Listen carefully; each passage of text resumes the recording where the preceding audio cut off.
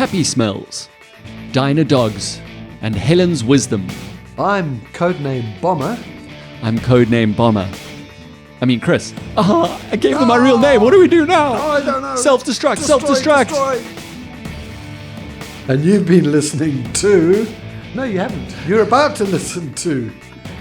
This Week in Sedgefield. We're all the way into January now. Have you noticed? Yes, yeah, we're kind of like a third of the way in, are we? Is it really that much? Oh, I suppose so, yeah. What is it today? The 9th, 10th? The 9th. Somewhere around there, plus minus. Yeah. Well, look, we all know, anybody who's ever received a salary knows that January has 75 days. Oh, my goodness. So we're not even close to a third. And but hopefully a lot of the businesses and a lot of the people around town are not feeling the pinch of that as much. Well, yeah. The touristy, not centre places, but the places where touristies would visit. Yes, yeah. It seems we've had... a season of abundance. I don't know if we mentioned this before. No, but the last time we mentioned it, you were saying, and kind of what I heard from you and a few others. Well, I think maybe one other. Maybe you spoke to them and heard it too. But just that, especially in that first week, a lot of people coming in, but holding quite tightly to their wallets. Yes, that was it. And then the second or third week, they realized, you can't take money back with you. Yeah. And they spent. Yeah. So that's great. Yeah. That is good news. Really good. And some are still here. Some, it only took me 10 minutes to cross the highway this morning. Oh, good. So I think it felt like 10 minutes. As soon as it's more than like 10 seconds, it's 10 minutes. Yeah, it is. I can complain. I can have road rage. Oh, yeah. Well done. Yes. Yeah, there I did. I shouted at my windscreen. Oh. Yes. Yeah. A beautiful thing. Yeah, waved my fist at myself. I don't like to wave it at other people. Yeah, but I suppose we're very hopeful that there are a lot of businesses kind of springing up. I've seen at Amblewood at that centre. I mean, what is that? The Lizard one, the beans and machines kind of place. Flat Lizard. Yes, there's been quite a few businesses popping up. I hope they stick around. Yes, yeah. Well, look, we have to wish them all the best. Let's hope. Quite often there's casualties along the way. It might not be the new business that's a casualty. It might be an old business that hasn't quite made the grade. So the new business coming in, knocks the old one off the bottom of the ladder, something along those lines. No, but we wish everyone the best. We really hope that the money coming in during season will keep people afloat. Yeah, that's it, and carry it across for quite a while. Yes. But otherwise, the businesses that I think will continue to do well are ones that really look at the needs of locals, and then tourists love to jump in on those. That's one of the things that I learned from last year. There was just such a helpful concept. Yeah, I think. And we have another wave of tourists, though it's a different sort of tourists arriving. Yeah, January, February. Yes, I've heard this. Yeah. The swallows come back. The swallows. The swallows. Yes. The people that live a few months in Europe and a few months here. Yeah, follow the endless summer as well. Okay. So that's also nice. Ooh, is your German euros with them? Is your the German? Do you think he's going to come back? Yeah. We still haven't tracked down, and this was on episode, I don't know which one. I'll try to link it in the description, which was just such an exciting story of this. Yeah, of the German. The German criminal who was so generous. He was like a Robin Hood. And I love that story. That's cool. Okay, I must really try to remember to link that in there. Yeah. But absolutely love that. Also really love the story of, and so many people around town have been speaking about it, the buck that went into Fynbosch. Yes, And we spoke about it last week, yeah?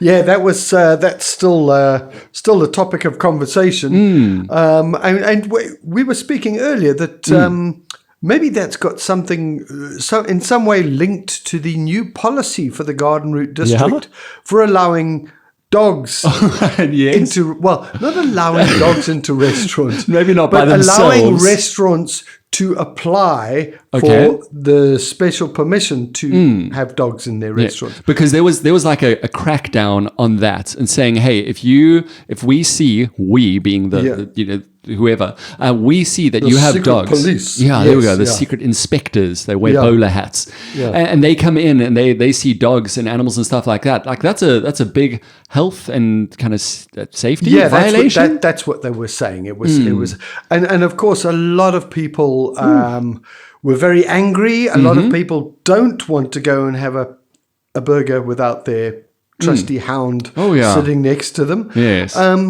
And it was a bit sad at some stage because some of the locals and visitors said, well, if my dog's not allowed, I'm going to boycott that restaurant. And it wasn't the restaurant owner's fault. Exactly. It was always it's the Garden Route District Municipality Health Department. And you can understand their reasoning as well. Yes. But under the new Mayor Strubel, the Garden Route District Mayor, I think he's fairly new. Yeah.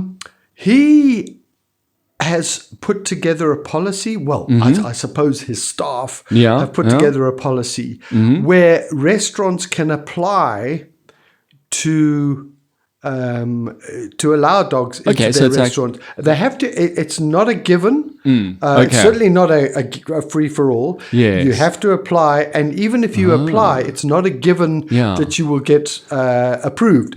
But there are very specific guidelines. So like adequate open space. They don't go to the kitchen. Yeah, I know don't that let was them one in of the big kitchen. problems. Yeah, don't feed them. Don't let them stand on the tables. Oh, yeah. Yeah, that sort of thing.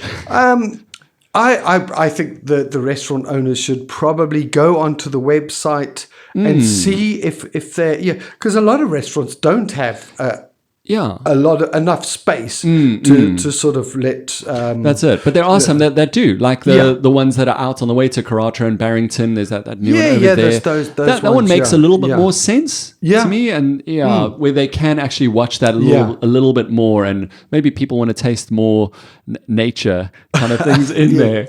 Oh, interesting. Okay, cool. So we might actually be seeing a few more dogs in some restaurants. Yes, depending on the. I haven't had a look. I haven't been able to find the criteria. Okay. So I would imagine if you have a restaurant and you contact the Garden Route District Municipality, they will send you the criteria. Oh, cool. Okay. I think at the moment dogs are allowed into newspapers, so they won't send me the criteria. Oh, okay. That's very kind of you to be an animal lover. Oh, hey, yes. You know what? There was something I love pointing out places where our conversations and just conversations have kind of changed my minds on things. Okay. And the one from, I don't know if it was last week or the week before, where we were speaking about dogs and a few things on this, man. Dogs just having to be under control by their owners. Yeah. And this is something that I've changed my mind on, because I was always like, man, that creature should be on a leash. Yes. The dog probably too. Yeah. I'm kidding. No, that's, I always thought, under control means dog on a leash. Yeah. But seeing, this is from family and from conversation, that, you know what? Sometimes under control actually can mean walking alongside. They will come when you say. They're not going to actively attack, anything like that. So that was really interesting. And I also noticed at one or two places around town, who I think particularly animal lovery and dog lovery, are the yellow ribbons. Oh, wow. That's actually happening. Did you see that at Daily Grind?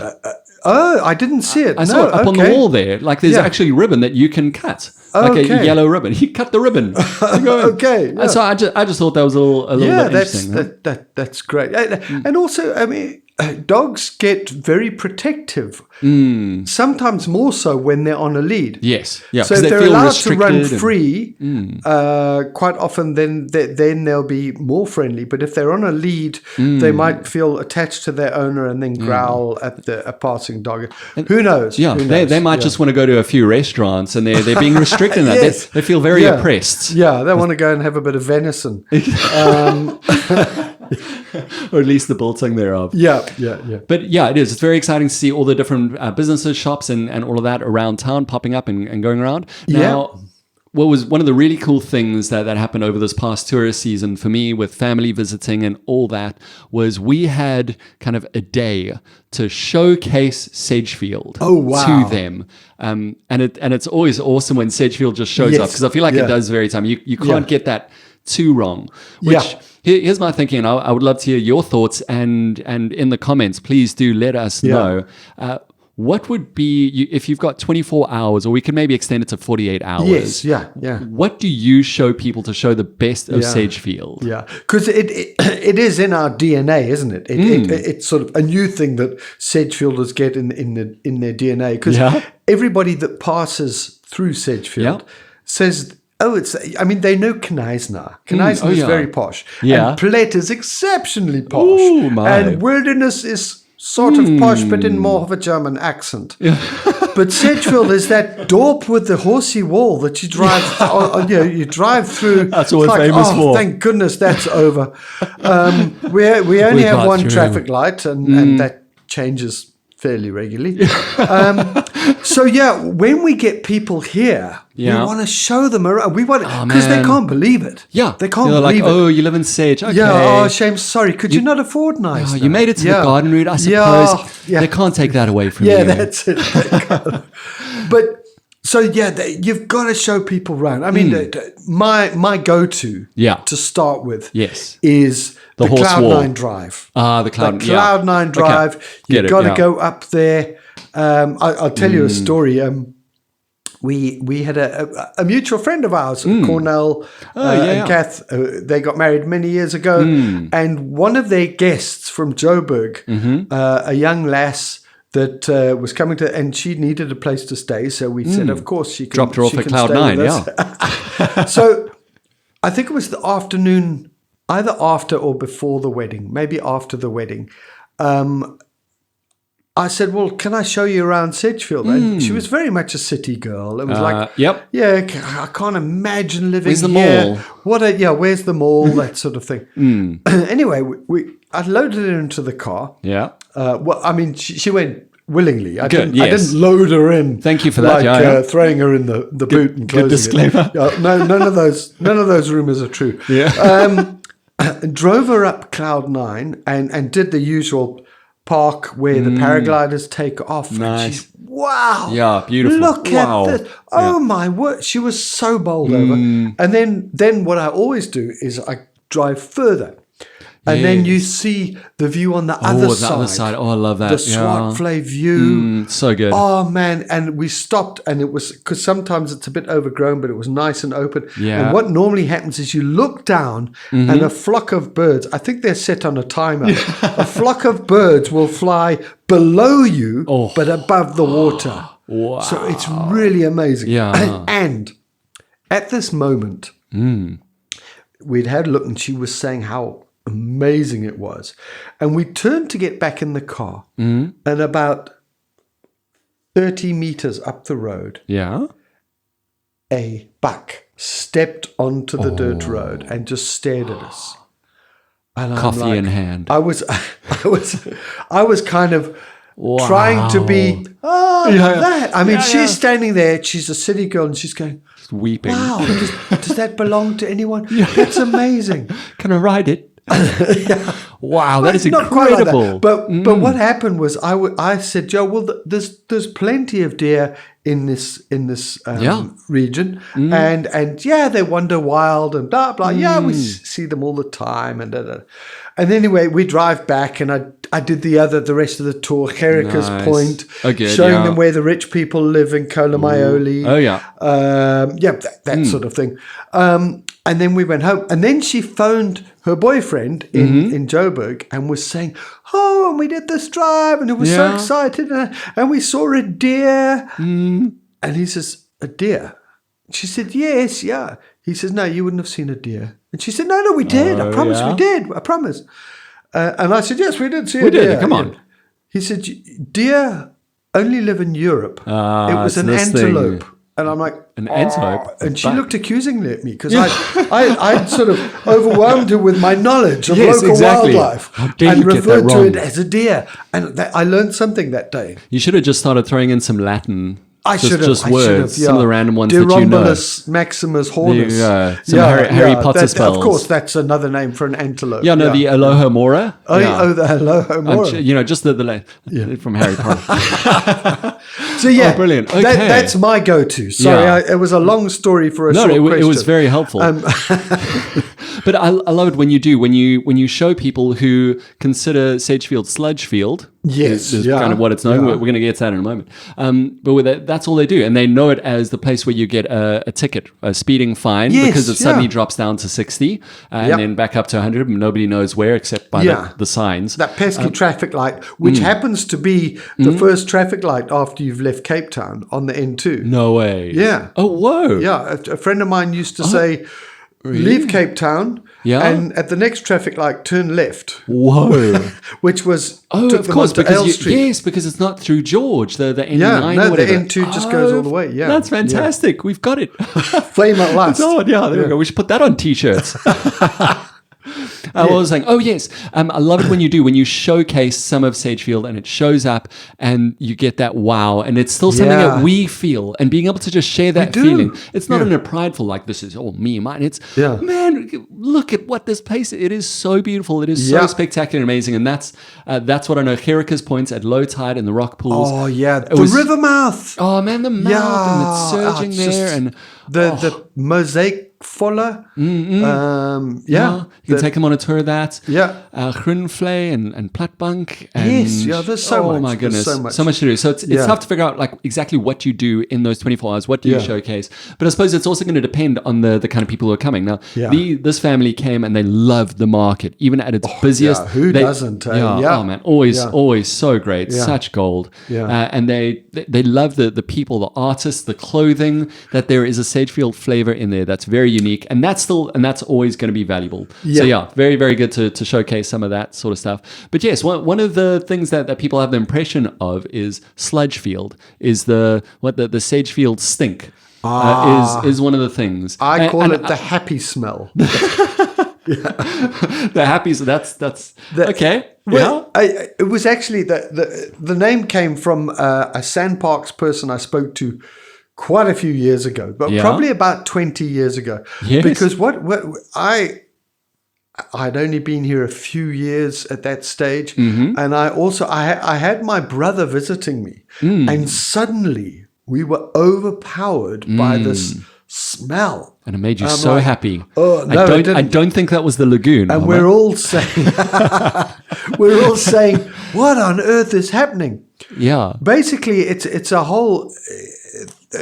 It's rotting vegetation. It's kind of when the things line up that the river mouth is open, the lake levels drop. Yeah. Particularly, and we have a long hot spell. Okay. And the rotting, there's a few factors. The vegetation rots. This is what was in the lagoon before Yes. the level Yeah, went down. that's it. Okay. So the water's dropped.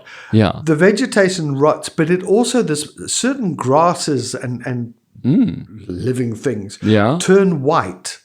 Turn white. Yeah, because basically they get dried out. Oh, okay. So you've got a smell, Yeah. and you've got this little floaty bits of white stuff that can be seen as toilet paper. Oh. And then you've got someone saying, who's that's what dumping sewage into the lagoon? So I actually...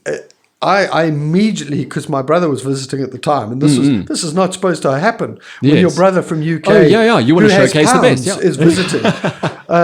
So I said, "What's going on here?" I phoned Sandparks. I said, "Is there sewage being emptied into the lagoon? You've got to talk get to my onto brother this." quick. Yes, Yeah. and the guy said, it's a happy smell. So I said, what do you mean? He says, it's part of the process. Rotting vegetation is part of the natural, it provides food for the fish and blah, blah, blah. It's a natural process. Okay. That's all bits of grass and other vegetation that's gone white. And that's interesting. and Yeah. it's happened every few years since then. And of course, quite often it's new people in town will say, what's happening with our lagoon? Yes. And yet, all Up it in takes arms is for a municipal truck to be parked near there. Yep. And then it's like, we've seen it offloading sewage into the lagoon. And Oh, what right. have you. Yes, because we have seen as they're kind of going into the island, especially, they'll Yeah. park off on the side and, or whatever. But it really is. It's a That's happy interesting. smell. Yes. Sandparks treasure our estuary. They treasure it. Oh, yeah. They would Yeah. be on like a, what do you say? On like a pair of underpants. I do say that, yes. Yeah, that's well known for it, I was yeah. wondering what it was on your head. they would be there and just throwing and up and heavy and everything things like that. at the municipality if they were doing any dumping of sewage. Yes, into the yeah, river. much as like what's So happened in that's Neisner. been the happy smell or the not so happy smell. No, but it is a happy smell. We are surrounded by nature. It's a big part of this. It's that's why it. we'll have, snakes flipping everywhere and the tortoises and everything like that. It's a great dynamic to really have. It's amazing when you know what it is. It becomes a happy smell. Yes. Yeah, Yeah. that's No, it. I'm Yeah. immediately. I want it to go. I want a stinky lagoon right now. That's what I'm really that's it. after. Yeah. But hey, we've got some other visitors who have come through just sort of for the garden route. And one of them is from the ANC, old Paul Mashatile, our deputy president. Our deputy right? president, yes, that's right. He's been around and about. Yeah, and he was supposed to pitch up in Neisner, but he didn't. Ooh. Yeah, He cut cake instead. So it was for a somebody who had passed away.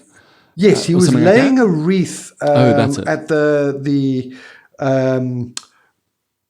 I think Cemetery? a cemetery, Yeah. the gravestone of an ANC leader. Oh, okay. That's what he was due to Yes. do, and he got as far as George, and then I think he was due here on the 8th, Okay. and then he just didn't pitch. Oh, And really? I don't know why. Oh. I mean, they He said stopped he had off in cancelled. Sedgefield. Maybe he did. He got to the market and thought. He got up to cloud 9. Yeah, that's saw it. a buck. Yeah, and stopped there. Yeah. So, Mr. Mashatile. Yeah, that's it. That was almost a Freudian slip, wasn't it? We hope you do come back, and don't bother with Neisner. Just come to Sedgefield. We'll arrange for the traffic light to stop your cavalcade. Right. For your blue for your blue light. The blue lights, the blue light man. cavalcade. Yeah. I don't know if there was one. Yeah. So I don't think, maybe there is. I don't know. I haven't seen it. But I know he was here for a little bit last year for something else in Neisner. Then nothing really came of that. Well, it was for a big investors meeting. But now they're here and they're doing kind of a big push in the Western Cape to drum up some support on I think it's the 112th anniversary of the ANC. Oh, okay. Something like that. Yeah. And obviously they're trying to gain the ANC more support in the Western Cape. Some more traction in the Western Cape, yeah. And one of the areas that they've really tried to focus on is Khayelitsha there in Cape Town. And this has been a whole funny, not funny saga of them saying, well, the DA only cares about like Camps Bay and the suburbs and not about Khayelitsha. They're just forgetting all about them. Okay. And then there was this hilarious video of Mr. Paul Mashatile going into to kind of an interview in somebody's house in Khayelitsha, and then the son who lives there, the older son who had the younger son with him, he tried to come in, and the security for all of these ANC representatives wouldn't let him in to this home where he lived. Into his own house. Oh my hat. So he like lost it, and he was shouting at them, and it kind of did the opposite of the publicity. Oh, He's like, get out, I live here, you can't get out, everyone get out. And then they're all just sort of standing and looking at him and kind of not sure if they can force him out because they really can't. Anyway, so there was this whole saga of that, and then Tannie Helen Ziller, who's very vocal in these matters and quite contentious in a lot of them. You know what her first name is? Have you heard it? Her first name is not Helen. It's not. Oh, okay. It's Uta. Tannie. No, Tannie. It's Uta. Uta Helen Ziller. Uta Ziller. Yeah, there's your factoid for the day. Sounds like a make of a motorbike, doesn't it? Yeah, I think it is. Ziller. Yeah.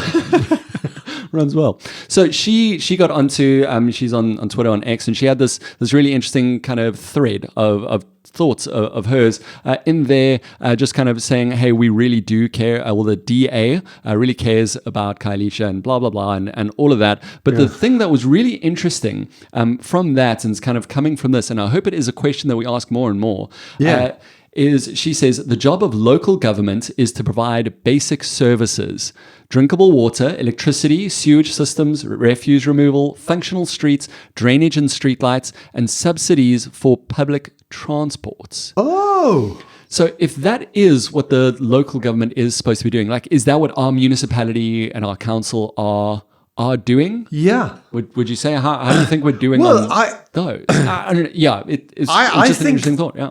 I think we need to see if they are doing that, and Yeah. and maybe what they need to do is concentrate on that, and Oh, then yeah, add all the okay. add all the add-ons at Yes. the end, because there does quite often. I don't know. Quite often, when there's a basic failure in delivery, Yep. you don't actually want to see the grand opening of a Anything. hall somewhere, or, Yeah. or stuff like that. The flashy the extra add-ons, bits. Good, yeah. the extra celebrations, those sorts of things, they're great when Yeah. everything else is going right. Yep. Yeah. But when things aren't going right, you kind of want to say to them, get back to your core business. That's it. Don't you? Yeah. Yes, yeah.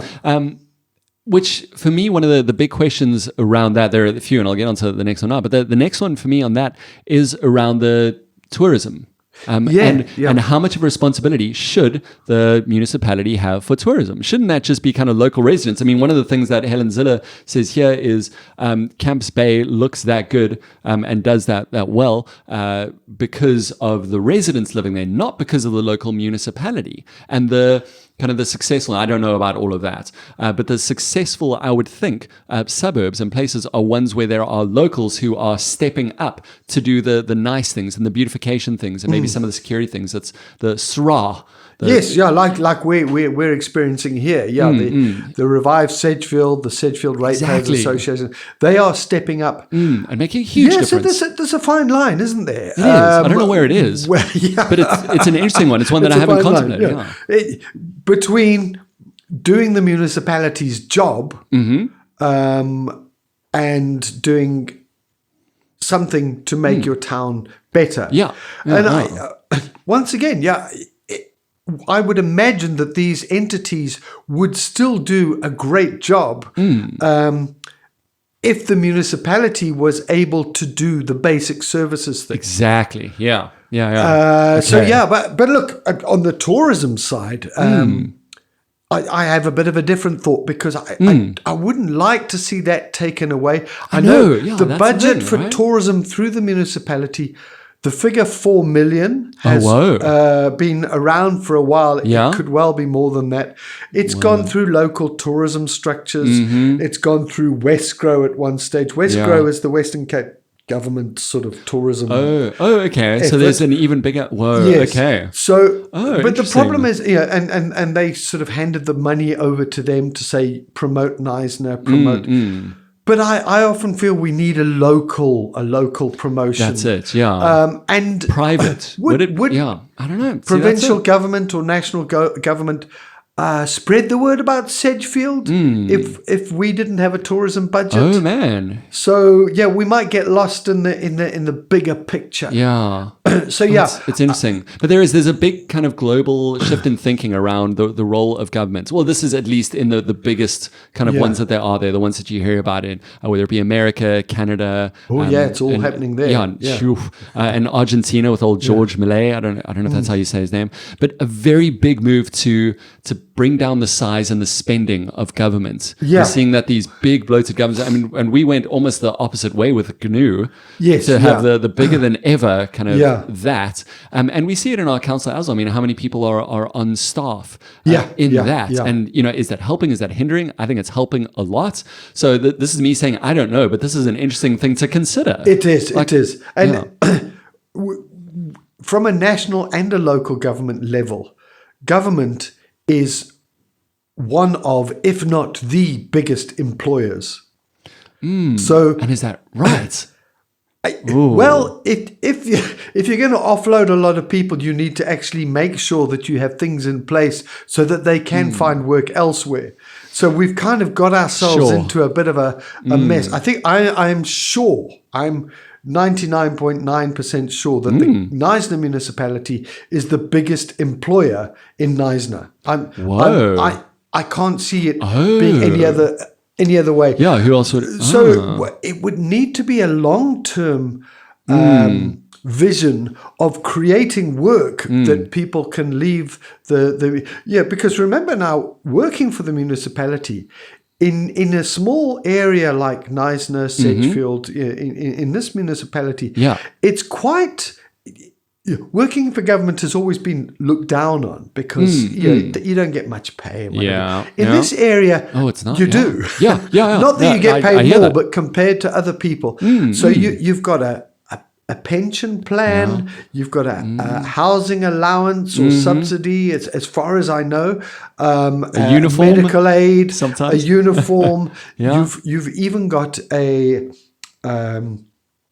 working group. What do you call it? A union. Oh, union, yes. Well, so look after all of that. It's quite a safe job.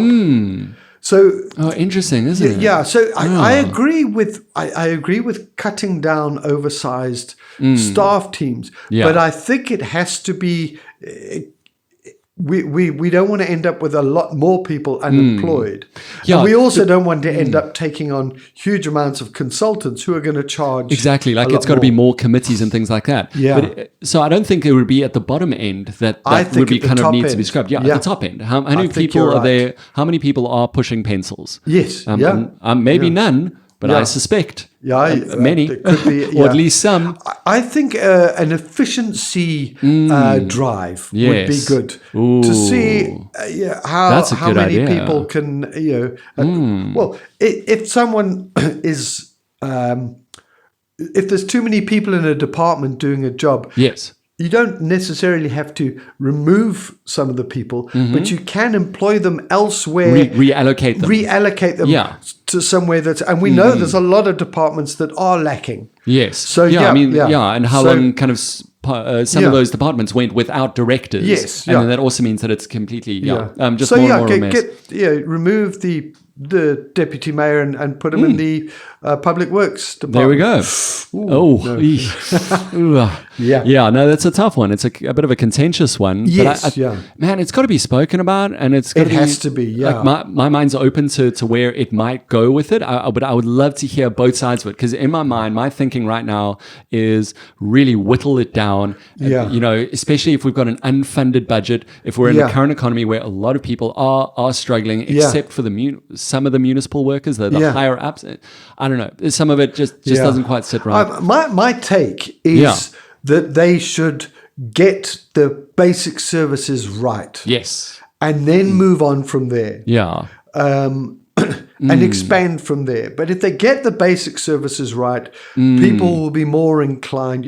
Yeah. We're going back there again, aren't we? The potholes. Oh, yes. Hey, did we get an interesting... Oh, we did. Oh, I love this interesting comment. Yeah, let me quickly bring this one up. Thank you so much for all the comments that have come in. We really appreciate those, whether you're on Spotify or on YouTube.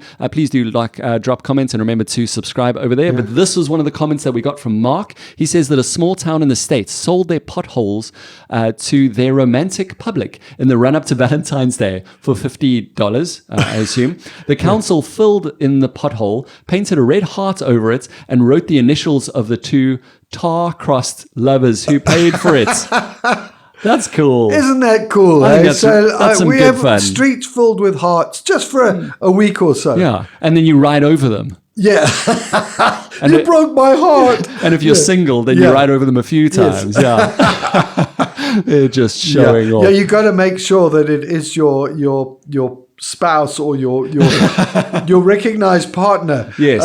Whose Your name dog. you put on there. You can't be secretive about it. Yes. It does fade over time. That brings a story to mind. Can I tell a quick story? Yes, please Have we do. got time? Yes, let's finish off with this story. Go for it. Yeah. And it's not really a local story, but it's it was a radio station. Yeah.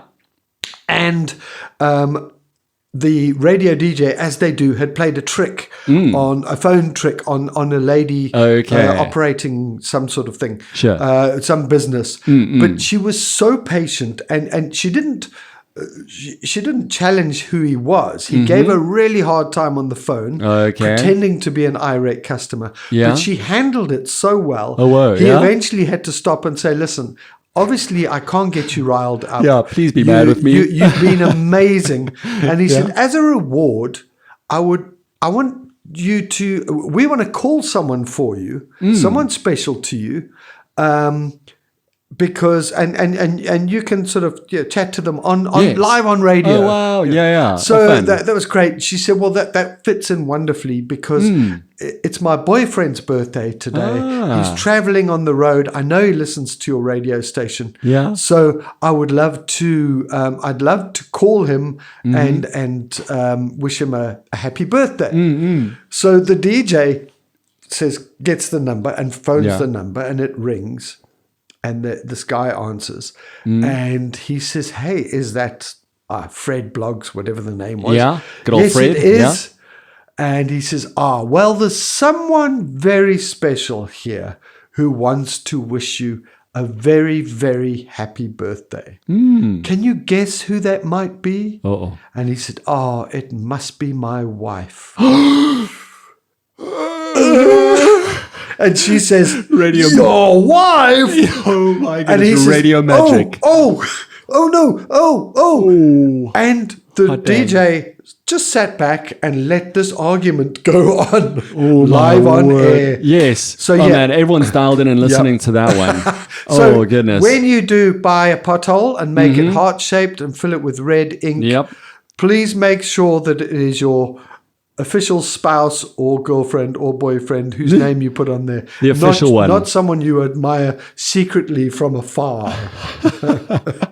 Yeah, not a good way to let them But know. hey, that would either. be great. I really think we should take that seriously. I think we should, maybe it's something Revive Sedgefield would take on. Maybe. How would you make a pothole red? There must be a way. Just throw in some food colouring. Food colouring with tar in it. Put some flowers in there. Yeah. I don't know. That's it. Okay, let's Something like raise that. some local money for charity. Oh, yeah. Selling Yeah. our potholes. Oh, that'll be fun. Hey? That'll be cool. Let's find out from Build It if we can get those things, or if there are any sections that have been kind of torn up. Like I know we spoke about it, I think it was last week, how somebody went to Sanrail who were fixing up roads and things like that and got some leftover tar and chucked that in. Absolutely. I'd like to leave you with a contentious thought and something, and this is still from that same stream, but just as we were speaking about husbands and wives and things like that. Okay. And this is one also that Helen Ziller threw in there. I definitely don't agree with everything that she says, and I don't advocate for her and all of that. Yeah. And I don't like how she dances either. But that's an aside. Oh, you're wrong, man. She's like a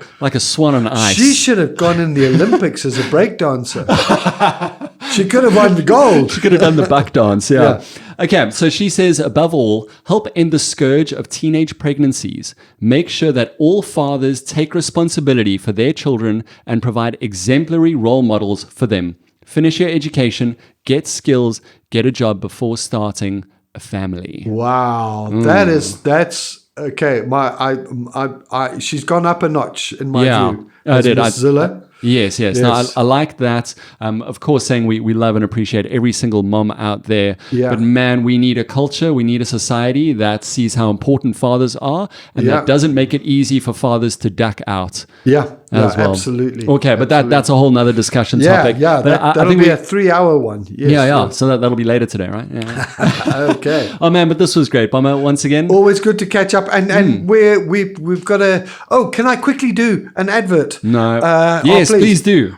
Where to find it? Yes, okay, business cool. directory. Yeah. If you haven't got a copy in your house, please come and get one from the Edge, or cool. go to the Daily Grind, Dia Gracia, Tourism. Yeah, I think there's a few places that have brilliant.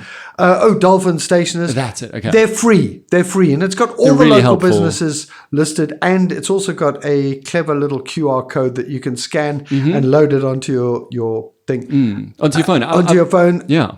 And the next thing I want to say is the Edge's first edition of 2025 is next week. Wednesday. Okay, cool. I was hoping so. I wanted to ask you today, but I didn't know. Oh, that's cool. I want to get some back to school photos. Some kids are going to school for the first time. So it'd be nice to get a picture. I remember that. That's a very cool one. Okay, cool. So where do we send that? Where do people send that? Send it to me, editor at edgenews.coza. Okay, so Very email simple. editor at edgenews.coza. That's the one. Done deal. All your holiday schnapps. Oh, that'll be fun to see. A bottle of holiday schnapps. Yeah. Would be nice, Just a bottle of that. I love it.